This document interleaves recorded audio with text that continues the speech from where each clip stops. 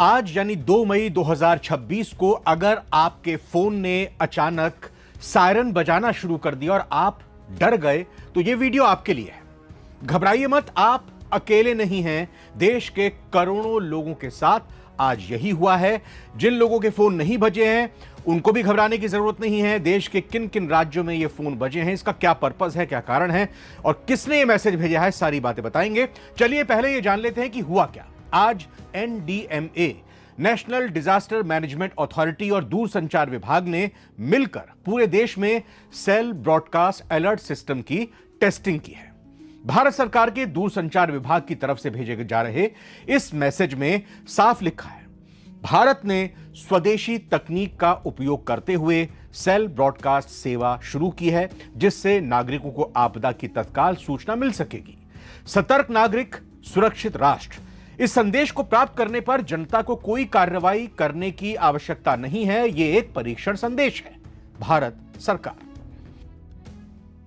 तो अब अलर्ट आने पर आपको क्या करना है, क्योंकि यह अलर्ट आगे भी आ सकता है और उस पर जब आज 11:41 पर मैसेज आया, एक ओके का भी एक इंडिकेशन दिया हुआ था और ओके करने के बाद वो अपने आप मैसेज हट गया था। लेकिन अब आगे भी ये मैसेज आ सकता है तो आपको ओके करना पड़ेगा। ये भारत सरकार की तरफ से ही, दूरसंचार विभाग की तरफ से ही भेजा जा रहा है।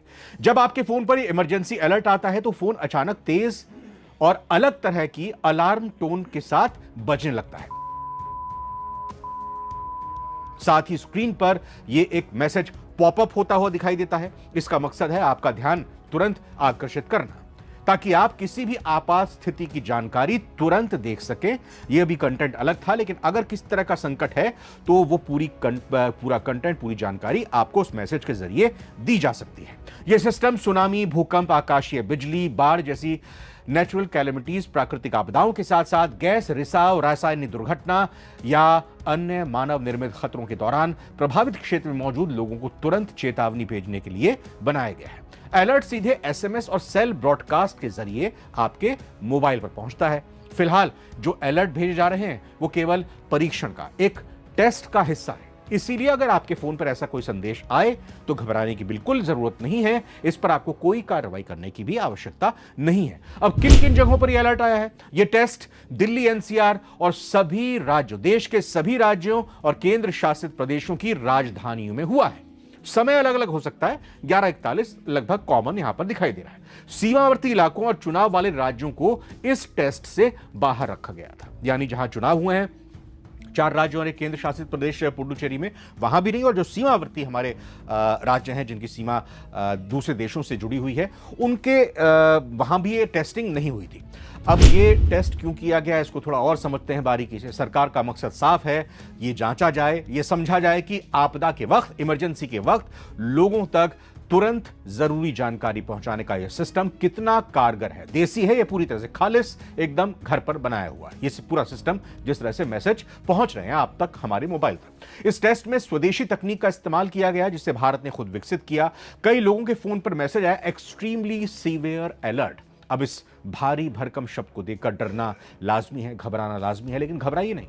सरकार ने इस कैटेगरी का इस्तेमाल इसलिए किया ताकि वो चेक कर सकें कि क्या सिस्टम सबके ऊंचे स्तर का अलर्ट भेजने में सक्षम है या नहीं। इसका मतलब यह है कि अगर भविष्य में कभी सच में कोई बहुत बड़ी इमरजेंसी आती है तो आपका फोन इसी तरह आपको चेतावनी देगा, भले ही वो साइलेंट मोड पर क्यों ना हो। जी हां, साइलेंट मोड पर जब आपका फोन होता है, किसी का कॉल आता है तो बेल नहीं बजती है या वाइब्रेट होता है, लेकिन ये आपका मोबाइल साइलेंट मोड पर होगा तब भी इस अलर्ट के आने के बाद आपका फोन आवाज करने लगेगा, अलर्ट की आवाज से आपको सावधान करेगा। जी हां, इस तकनीक की खासियत ही यही है कि आपके फोन की साइलेंट सेटिंग्स को बाईपास कर सकती है, ताकि आपकी अगर सोए हुए हैं नींद खुल सके या आपका ध्यान उस तरफ चला जाए। अब एक दिलचस्प बात आपको बताता हूं। क्या आप जानते हैं कि देश में हर किसी को यह मैसेज नहीं मिला है? क्योंकि कई लोग हमारे ऑफिस में भी ये चर्चा करने लगे कि तुमको मैसेज आया, मेरे को मैसेज नहीं आया। तो इसका भी कारण है। जी हां, अगर आपके बराबर में, आपके घर पर भी, आपके ऑफिस में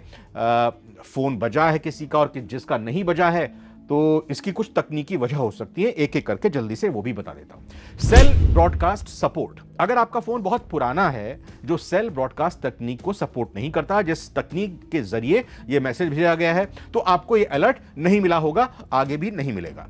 हाँ, इस पर अभी काम किया जा रहा है ताकि ऐसे लोगों तक भी यह मैसेज पहुंच सके।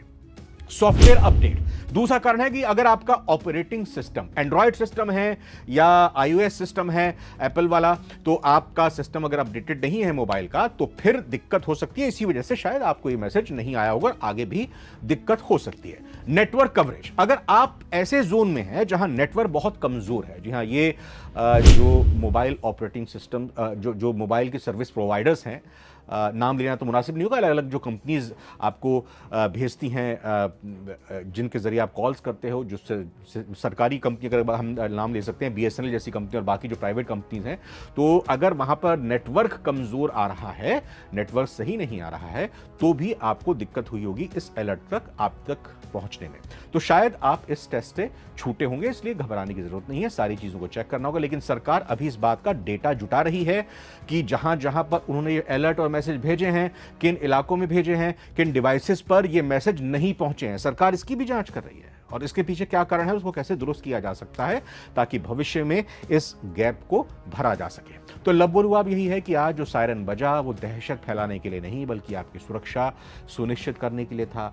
ये इस बात का सबूत है कि भारत अब आपदा प्रबंधन, डिजास्टर मैनेजमेंट में तकनीक का बेहतरीन इस्तेमाल कर रहा है। अगली बार जब ऐसा कोई मैसेज आए तो डरे नहीं, बस उसे ध्यान से पढ़ें। अगर वो टेस्ट मैसेज है तो ओके दबाएं और अपना काम जारी रखें। आप हमें कमेंट में बताइए, क्या आज 11:41 पर आपका फोन बजा था, वो अलार्म आपको सुनाई दिया था, और किस शहर में हैं आप, कमेंट करके प्लीज बताइएगा। और क्या उस वक्त आप डर गए थे? इस जानकारी को अपने परिवार दोस्तों के साथ शेयर करें ताकि वो भी ना घबराएं, उनको भी पता चले कि आखिर आज इस इमरजेंसी अलर्ट के पीछे की कहानी क्या थी। वीडियो को लाइक करें, सब्सक्राइब करना ना भूलें। फिलहाल बहुत बहुत धन्यवाद, नमस्कार।